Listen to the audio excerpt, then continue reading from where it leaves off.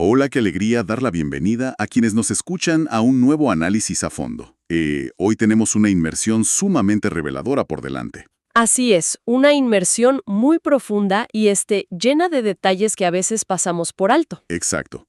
Nuestra misión en esta ocasión es tomar un conjunto de textos históricos, comentarios analíticos y notas sociológicas y enfocarnos en un documento monumental. Hablamos del capítulo 1 del libro del Éxodo. Ujú. Y vamos a estar analizando específicamente la clásica versión Reina Valera.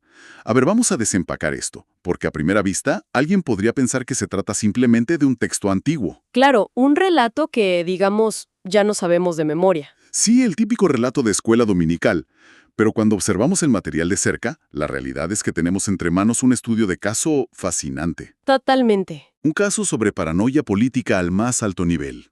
El impacto de un crecimiento demográfico explosivo que aterroriza a una superpotencia y los actos de desobediencia civil que terminaron alterando los planes de un imperio entero. Lo fascinante aquí es cómo este primer capítulo funciona como un puente literario e histórico verdaderamente crucial. Los documentos que estamos analizando dejan muy claro que este texto es el eslabón indispensable. El que conecta todo. Exactamente. Conecta la historia íntima y familiar de los patriarcas que leemos a lo largo del libro del Génesis con algo de una escala mucho mayor. O sea, el nacimiento, o mejor dicho, la forja de toda una nación. Es un salto enorme. Es un salto inmenso. Pasamos de observar a una familia privilegiada que busca refugio debido a una crisis climática a presenciar la formación de un pueblo marginado y oprimido en el libro del Éxodo. Es una transición dramática y sumamente importante para entender las dinámicas de poder que se desarrollan después. Y para nuestra audiencia, sin importar el nivel de familiaridad previa que tengan con estos textos, esta exploración arroja luz sobre temas muy contemporáneos. Muy actuales. Quienes se interesan en la psicología del miedo en la política o en cómo se organiza la resistencia frente a regímenes totalitarios, van a encontrar paralelos sociológicos asombrosos aquí. Sin duda. El texto arranca estableciendo un puente temporal. Comienza recordando quiénes llegaron a Egipto originalmente, listando a los hijos de Jacob. Quien también es llamado Israel, recordemos. Sí, Israel. No vamos a recitar la lista completa ahora, pero son los nombres fundacionales de las 12 tribus. Rubén, Simeón, Leví, Judá, Isaacar, Zabulón, Benjamín, Dan, Neftalí, Gad y Aser. Toda la familia extendida. Bajaron buscando sobrevivir al hambre y se unieron a José, que ya estaba en Egipto operando como, una especie de primer ministro que salvó al país de la hambruna. Así es. Pero luego, el relato nos confronta con el peso implacable del tiempo. El paso de las generaciones. El registro histórico es escueto, pero muy contundente. Dice simplemente que José muere. Ujú. Y no solo muere él, sino que toda esa generación de líderes originales y hermanos también fallece. Ese momento marca el cierre de una era dorada. Una época de mucha estabilidad para ellos. Totalmente. Los israelitas habían entrado a la región de Gosén con un estatus casi diplomático, protegidos por el capital político que José había acumulado. Pero la historia no se detiene con la muerte de los fundadores. De hecho, el texto introduce un cambio demográfico radical. Exacto. El relato menciona que los israelitas, y cito, fructificaron y se multiplicaron, y fueron aumentados y fortalecidos en extremo. ¡Wow! Hasta el punto de que, de nuevo citando las fuentes, se llenó de ellos la tierra. Y me detengo un segundo aquí porque los comentaristas sugieren que esto no es un simple censo poblacional. No, para nada. El lenguaje utilizado parece apuntar a un crecimiento casi anómalo, algo que desafía las estadísticas normales de la época. Si conectamos esto con el panorama general, nos damos cuenta de que esta explosión demográfica tiene una carga teológica profunda. A ver, explícanos eso. Ese lenguaje de fructificar y multiplicarse es un eco directo del mandato de la creación original en el Génesis, y más específicamente representa el cumplimiento exacto de la promesa que se le hizo a Abraham. Claro, la promesa de la descendencia. Exacto. Se le había dicho que su descendencia sería como las estrellas del cielo. Lo paradójico y lo que los estudiosos resaltan con mucha atención aquí es que esta bendición masiva estaba ocurriendo fuera de la jurisdicción de la tierra prometida. Fíjate en ese detalle. Estaba sucediendo en el exilio, en tierra extranjera. Es una dinámica extraña. tienes a una minoría étnica experimentando un florecimiento biológico masivo justo en el patio trasero del imperio más poderoso del mundo antiguo. Y esa presión demográfica inevitablemente va a generar fricción. Aquí es donde se pone realmente interesante, porque toda historia de opresión necesita un catalizador político, y en este caso es un cambio abrupto de régimen. El texto lo resume en una sola frase que es devastadora. Ajá. Dice que se levantó un nuevo rey que no conocía a José. Y supongo que esto no significa simplemente que el faraón tenía mala memoria. No, que no habían leído los libros de historia de su propio país. En absoluto. Claro. Los historiadores que analizan este periodo sugieren que estamos viendo un cambio dinástico violento, o al menos muy profundo. Para entender esto, hay que observar el contexto del antiguo Egipto. A ver, Hubo un periodo en el que Egipto fue gobernado por reyes extranjeros. los Hyksos, ¿verdad? Exactamente. Los hicsos, que tenían un origen semita muy similar al de los israelitas. Es muy probable que José haya ascendido al poder bajo esa dinastía, porque, estaban más abiertos a promover a personas de ascendencia similar. Tenían más afinidad cultural. Exacto. Pero cuando los egipcios nativos finalmente se levantan, expulsan a los hicsos y retoman el control del imperio, inician una campaña de borrado histórico. Un reseteo político completo. ¿Sí? El nuevo faraón no conocía a José porque su dinastía decidió borrar sistemáticamente los logros de la administración anterior. Y de repente, esta enorme población hebrea que quedó atrás ya no es vista como la familia del Salvador nacional, Ouch. sino como un remanente del régimen anterior, o al menos como una amenaza extranjera que nunca se asimiló. Y esa perspectiva lo cambia todo. Nos ayuda a entender la psicología de este nuevo faraón. O sea, no estamos hablando de un villano genérico de cuento que es malo por simple naturaleza. No, es mucho más complejo. Los analistas lo describen como un líder consumido por la paranoia de Estado. El faraón observa a esta población y declara abiertamente: son mucha y más fuerte que nosotros. Está planteando un problema de seguridad nacional de primer nivel. Exacto. Y el argumento que usa para justificar sus acciones es estrictamente militar y táctico. Él razona que en caso de que estalle una guerra, esta enorme población marginada podría aliarse con los enemigos externos de Egipto, Claro, el enemigo interno. luchar contra el Estado y escapar de la tierra. Es lo que en términos modernos llamaríamos el miedo a una quinta columna. Es decir, un grupo interno que opera de manera clandestina a favor de una potencia enemiga durante un conflicto. Y aunque los registros no muestran ninguna evidencia de que los israelitas fueran belicosos en ese momento, o que estuvieran planeando una rebelión militar, Cero evidencia. en la mente de un dictador paranoico, la simple capacidad numérica es evidencia suficiente de traición. El miedo se convierte en la herramienta principal para fabricar consenso político. El miedo como política de Estado para justificar la opresión. Y la estrategia que implementa es brutal. Está diseñada no solo para extraer valor económico, sino para aplastar el espíritu de un pueblo. Les imponen capitanes de tributo, Supervisores crueles. que operan como supervisores de trabajos forzados. Los obligan a trabajar con barro y ladrillo, a realizar el servicio del campo, y los utilizan como la fuerza laboral detrás de los proyectos de infraestructura más grandes del faraón. La construcción de las ciudades. Así es, construyendo las ciudades de almacenaje Pitón y Ramesés. Pero me pregunto al leer los análisis, ¿el objetivo primario de estas construcciones era realmente la infraestructura? Esa es la gran pregunta. ¿O era simplemente una excusa para agotar físicamente a la población y frenar su reproducción? Los sociólogos que estudian los regímenes de trabajo forzado antiguo apuntan a que el objetivo principal era el control poblacional mediante el agotamiento extremo. Tiene sentido.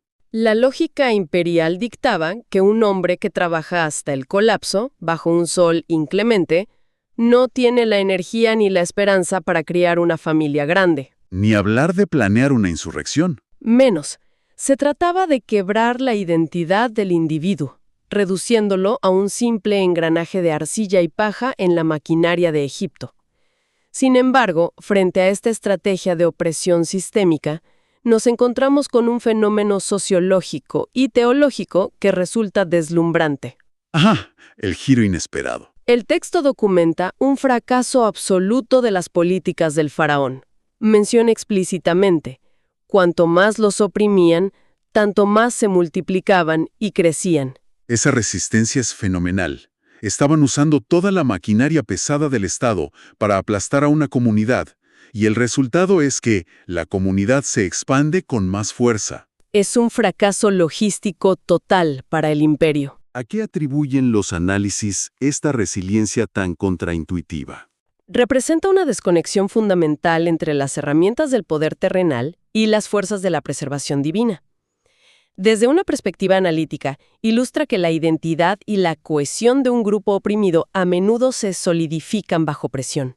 La presión los unió más. Sí, pero desde la perspectiva central del relato, demuestra que los planes políticos, por más estructurados y crueles que sean, no pueden descarrilar un propósito superior. La vitalidad del pueblo no era meramente biológica, era el motor de una promesa ancestral en marcha. Ni la construcción extenuante de Pitón y Rameses pudo marchitar el vigor de una comunidad sostenida por algo mucho más grande que ellos mismos. Y esto, por supuesto, empuja al imperio al borde del pánico. Al pánico total. Lo cual nos lleva a un giro sumamente oscuro en la historia. Al ver que la economía del agotamiento y el trabajo forzado fracasa rotundamente en su objetivo de control poblacional, el faraón cruza una línea ética aterradora.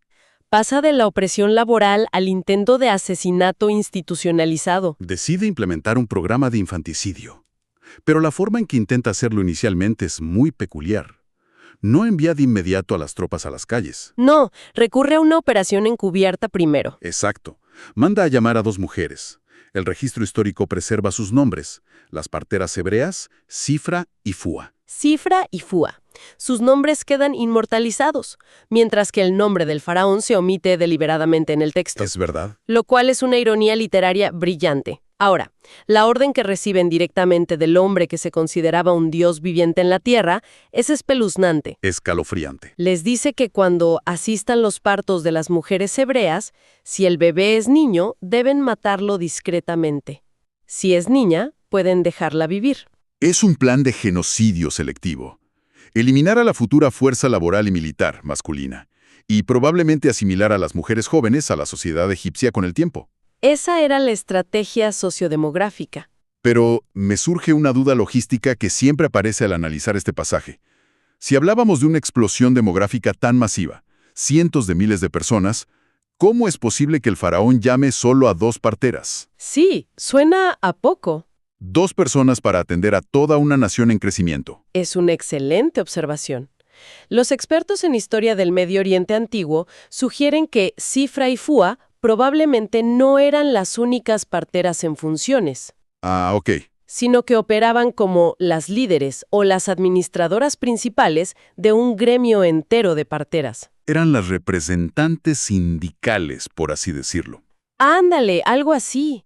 Al convocarlas a ellas, el faraón estaba intentando corromper la cima de la estructura de salud de los hebreos. Quería que ellas diseminaran la orden hacia abajo, convirtiendo a las mujeres encargadas de dar vida en agentes secretos de la muerte. Esto plantea un escenario moral tremendo.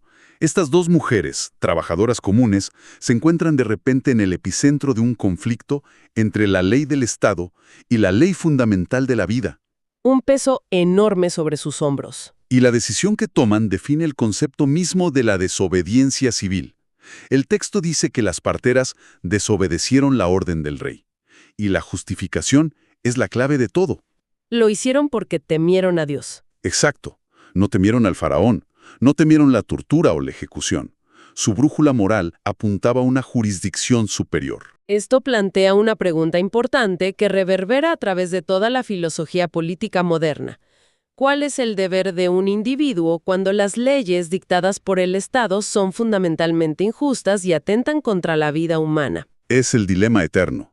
El temor a Dios en este contexto no es un miedo paralizante, sino una reverencia suprema por un orden moral que trasciende los decretos imperiales. Representa el choque absoluto entre el reino del mundo, que en este caso valora el poder, el control y la muerte, frente a los principios divinos, que protegen a los vulnerables. Sifra y Fua entendieron que obedecer al faraón era traicionar su vocación fundamental. Actuaron basándose en la convicción de que hay leyes humanas que no solo se pueden, sino que se deben desobedecer. Y el manejo que tienen de las consecuencias de esa desobediencia es simplemente brillante. Tuvieron que ser muy astutas. Porque, inevitablemente, los números no cuadran. Los niños siguen apareciendo. Y el faraón las llama a cuentas para exigir una explicación de por qué los niños varones siguen naciendo y sobreviviendo. Se dieron cuenta del sabotaje. Y la respuesta que dan las parteras es objeto de mucho análisis. Le dicen al líder máximo de la región, y cito, «Las mujeres hebreas no son como las egipcias, pues ellas son robustas, y dan a luz antes que la partera venga a ellas». ¡Qué respuesta! Los analistas ven esto como un acto de burla directa. Es decir, ¿el faraón realmente era tan ignorante sobre los partos en esta comunidad?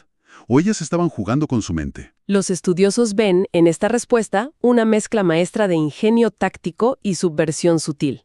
Al decirle que las mujeres hebreas son robustas o vigorosas como animales salvajes, las parteras están, por un lado, usando los propios prejuicios raciales y los miedos del faraón en su contra. Le están dando por su lado. Exacto. Él ya pensaba que los hebreos eran una amenaza salvaje y prolífica. Ellas simplemente alimentan ese estereotipo para crear una coartada perfecta. Es genial. Al mismo tiempo, están desviando la responsabilidad de sí mismas hacia la indomable vitalidad biológica de las madres israelitas.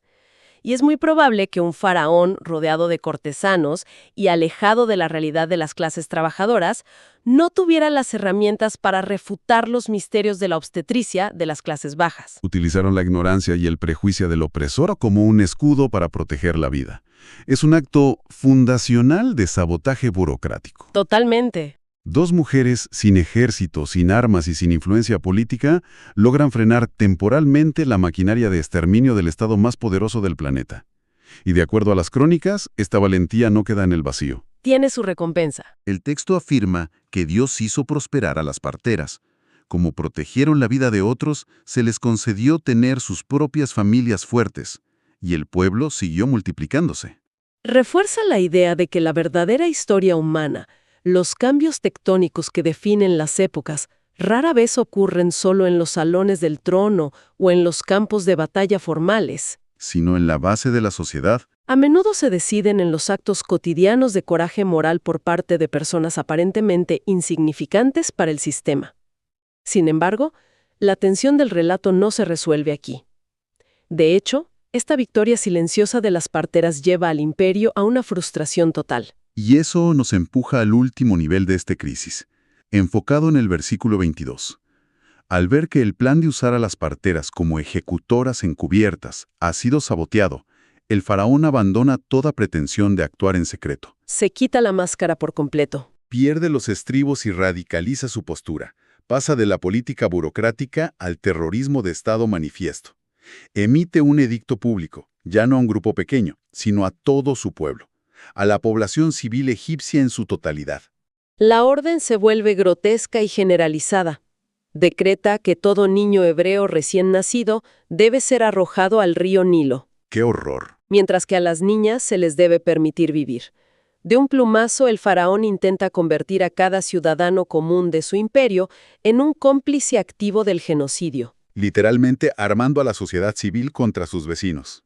Está reclutando a la población entera para vigilar, arrancar a los bebés de los brazos de sus madres y ejecutarlos. Entonces, ¿qué significa todo esto a nivel simbólico y estructural? Porque el río Nilo no es cualquier cuerpo de agua. Para el antiguo Egipto, el Nilo es el corazón del imperio, la fuente misma de su riqueza agrícola. Es su sustento de vida. Su sustento económico, y es venerado casi como una deidad de la fertilidad. Y por un decreto tiránico, ese dador de vida es pervertido y transformado en una fosa común inmensa. Es la inversión total del orden natural. Los comentaristas coinciden en que este edicto crea la atmósfera de mayor terror, oscuridad y desesperanza colectiva en el relato hasta este punto. La noche más oscura. Psicológicamente busca destruir el tejido de la comunidad hebrea. Desde una perspectiva literaria y teológica, este nivel de tiranía desenfrenada demuestra que las opciones humanas se han agotado. La presión ha llegado a un punto de ruptura insostenible. Ya no hay salida política. No la hay. Esta noche oscura del alma colectiva justifica y prepara perfectamente el escenario histórico para la necesidad absoluta de un libertador externo. Es esta misma orden de arrojar niños al Nilo la que de manera irónica establecerá el mecanismo exacto por el cual Moisés será colocado en el río rescatado por la propia hija del faraón. Exactamente, y educado en los pasillos del palacio, listo para desafiar al imperio en el siguiente capítulo. Es increíble. El opresor, al intentar destruir su amenaza, termina fabricando el arma de su propia caída. Al recapitular los temas profundos que hemos explorado hoy, es verdaderamente impactante la vigencia de estas dinámicas. Siguen repitiéndose. Hemos analizado cómo la paranoia de Estado y el miedo al otro impulsan políticas de control extremo. Hemos visto cómo una opresión sistemática, diseñada con todo el peso de un imperio, fracasó por completo frente a la resiliencia de un grupo respaldado por un propósito mayor. Y por encima de todo, hemos desglosado la mecánica de la resistencia ética. La decisión de Cifra y Fua de priorizar la conciencia moral por encima de los edictos estatales injustos nos enseña que el poder absoluto siempre es vulnerable a la integridad individual. Sus acciones alteraron la trayectoria del exterminio. Y esa es la aplicación directa para quienes nos escuchan y analizan la historia humana con nosotros. A lo largo de los siglos, bajo distintos regímenes y en diferentes continentes, son las acciones individuales de desobediencia civil, motivadas por una profunda convicción, las que logran atascar las maquinarias de la injusticia. Así es. Nos recuerda que el poder real que transforma las sociedades no siempre reside en quienes ocupan los tronos o firman los edictos, sino en la valentía silenciosa de las personas comunes que deciden hacer lo correcto cuando la presión es máxima. Es una constante en la sociología del cambio histórico. Y para cerrar nuestro análisis, quiero dejar un pensamiento provocador flotando. A ver, adelante. Algo basado en una de las notas marginales de nuestros materiales que invita a una investigación más amplia por parte de nuestra audiencia. Existe un patrón arquetípico fascinante que esta historia establece. Te escuchamos. Observemos los elementos. Un gobernante terrenal dominado por la inseguridad política que percibe una amenaza profética a su reinado. Y que, en un intento desesperado por aferrarse al poder, despliega una masacre institucionalizada de niños inocentes.